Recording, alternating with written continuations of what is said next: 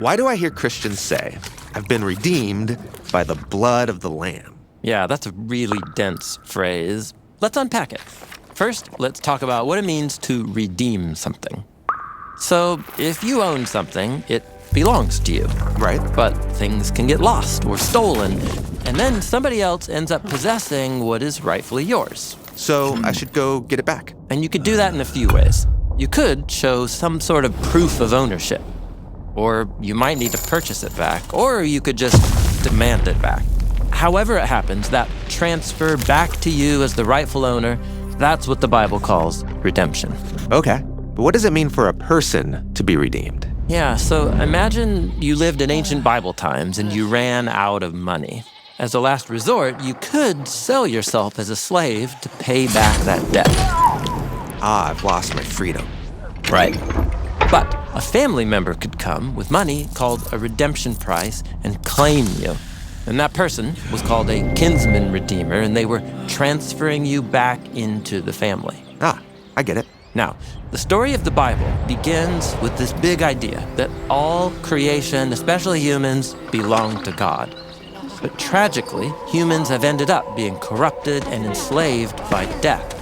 God wants humanity back, and so the story of the Bible is basically about how God transfers us back into his possession, that is, redeems us. Okay, so where does the blood of the Lamb fit into all of this? Yeah, for this last step, we need to tell a story.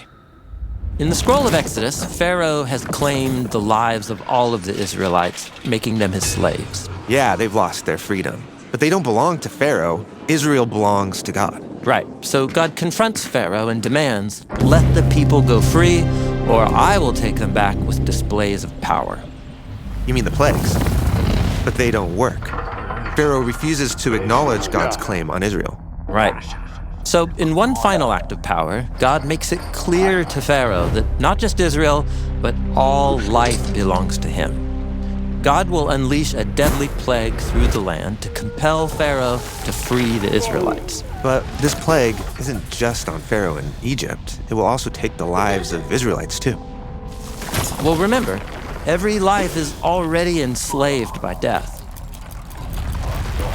But God provides a way of safety from the plague, and this is what the Passover meal is all about, where every family puts the blood of a flawless lamb on the doorframe of their house to protect them. How does that work? Well, the lamb is a symbol of a life that belongs totally to God, uncorrupted by evil or death, and that means death has no rightful claim to it. And its blood? Well, the blood is a symbol of its flawless life that has been surrendered over to death. But wait, you said death has no claim over the life of this lamb. So why does it die? Yes, exactly. It's not fair. But because it surrendered its life, it can, so to speak, give its life power for others, to open up a way back to life with God. Okay, so to go back in is like being in the house that is covered by the blood of the lamb, protected from death, belonging to God. Yes. So on the night of Passover, God liberates people from death. And the next day, Pharaoh releases his claim on Israel, and so God also liberates them from slavery. And both liberations are central to what redemption means in the rest of the Bible. Okay, now, God redeemed Israel for a larger purpose, right? Yeah, so they could be God's partners and represent his character to the nations.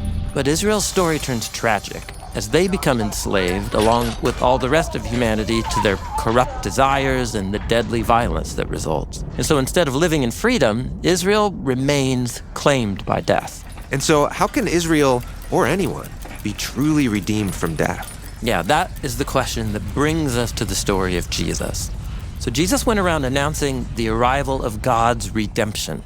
He led a life fully dedicated to loving God and loving others, freeing them from sickness and from death.